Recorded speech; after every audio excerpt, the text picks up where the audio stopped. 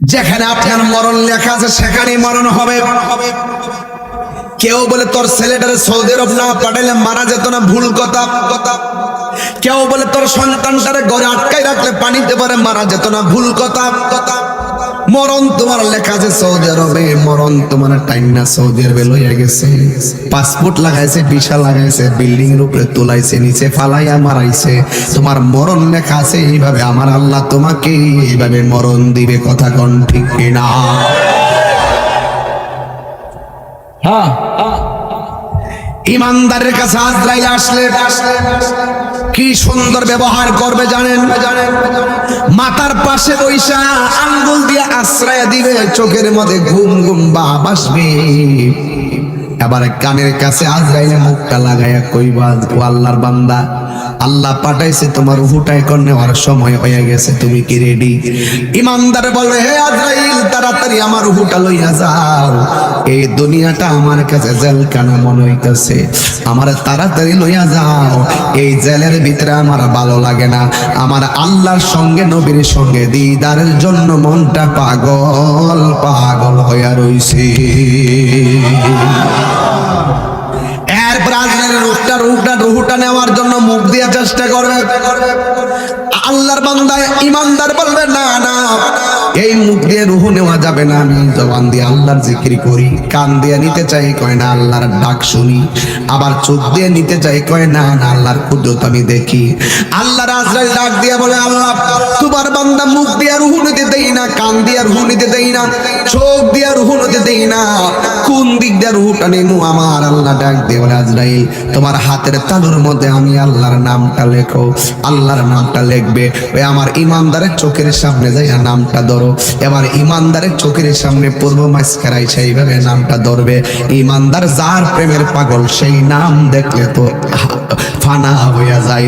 ইমানদার আল্লাহর নামটা দেখে আল্লাহর নামের উপরে ফানা হইয়া গেল। এই সুযোগ দিয়ে আজরাইল রূহটারে এমন ভাবে বের করে নিয়ে যাবে, মায়ের স্তন থেকে সন্তান দুধ পান কইরা যেমনে ঘুমাইয়া যায়, সন্তান এমন ভাবে ঘুমাইয়া যাবে যারা পরিমাণ টের পাবে না। কিন্তু মরণ না, মরণ রবিশ, মরণ খবিস, মরণ সহজ, মরণ কঠিন কঠিন। বেঈমানের সামনে যখন আজরাইল আসবে, তার রগগুলো টাস টাস করে ছিঁড়ে যাবে, হাড্ডিগুলো টাস টাস করে খুলে যাবে। এক আল্লাহর বান্দার কাছে আজরাইল আসলো, মৃত্যু হয়ে গেল। মরণ হওয়ার পরে কবর করতে গেল, কবর করা শেষ হয়ে গেল। কিন্তু যেই লোকটা মারা গেছে, লোকটা 5 ওয়াক্ত নামাজ পড়ে, লোকটা রোজা রাখে, লোকটা হজ করে। বন্ধুরে আমার, লোকটা আমলের কোনো ত্রুটি নাই, কিন্তু লোকটা মারা যাওয়ার পরে মানুষ যখন কবর করতে গেল, যাওয়ার পরে কবর করা শেষ, কিন্তু দেখে কবরের ভিতর থেকে একটা সাপ বাইরিয়া যায়। কবর কুড়াইলাটা দৌড়ায় আবার আর একটা কবর কুড়ে, ওই কবর কুড়া শেষ হয়ে গেল, আবার দেখে একটা সাপ বের হয়ে যায়। মানুষ বড় চিন্তায় পড়ে গেল।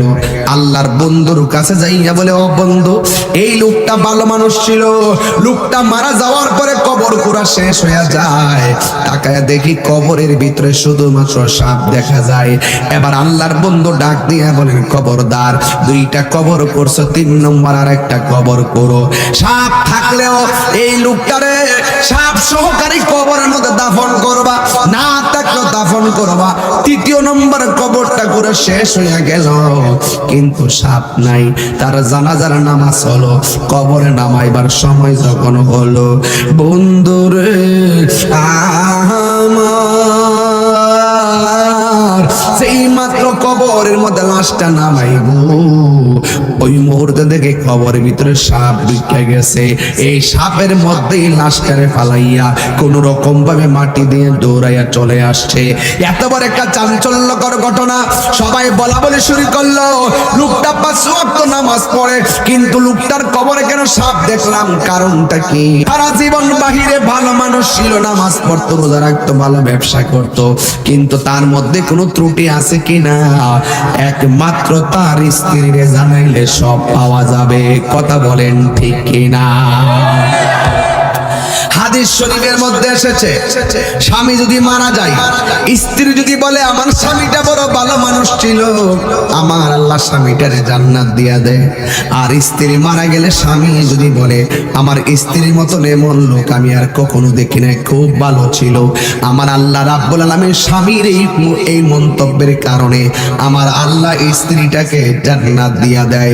এই জন্য আমার যুবক ভাইয়েরা সবাই স্ত্রীর কাছে চলে গেল, যাইয়া ডাক দিয়া বলে হে আল্লাহর বান্দি, তোমার স্বামী তো 5 ওয়াক্ত নামাজ পড়তে কয় হ, তোমার স্বামী তো রোজা রাখতে কয় হ, তোমার স্বামী তো ব্যবসা করতে ভালো ব্যবসায়ী কয় হ, তোমার স্বামীর মধ্যে এমন কিছু আসেনি যেই কাজের কারণে কবরে দেওয়ার আগে সাপ আসতে পারে, আমরা তো জীবনে দেখি নাই তার কোনো ত্রুটি, তোমার চোখের মধ্যে কোনো ত্রুটি ধরা পড়ছেনি। স্ত্রী ডাক দিয়ে কয় এলাকাবাসী, যা আপনারা জানেন না আমি একটা জিনিস জানি, আমি 1000 বার স্বামীকে নিষেধ করেছি তারপরও মানে নাই। জিজ্ঞাসা করা হয় কি? মানে আমার স্বামী ব্যবসা করত, ওজন দিয়া ব্যবসা করত, কিন্তু ওজনের পণ্য দ্রব্যের সাথে আমার স্বামী সব সময় পাথর মিশাইয়া এটা ওজন করে বিক্রি করত। আমার মনে হয় আমার স্বামী দুনিয়ার জমিনে মানুষের ঠকাইছে, আমার আল্লাহ তারে কবরে যাওয়ার পরে শাস্তির ব্যবস্থা করে দিয়েছে। এর দ্বারা ক্লিয়ার হয়ে গেল মাটির উপরে চইলা কাহার বিরুদ্ধে অন্যায় কইরা কবরে যাইয়া জান্নাতের গালিচা পাওয়া যাবে। মাটির উপরে চইলা সুদ খাইয়া কবরে জান্নাতের বিছানা পাওয়া যাবে।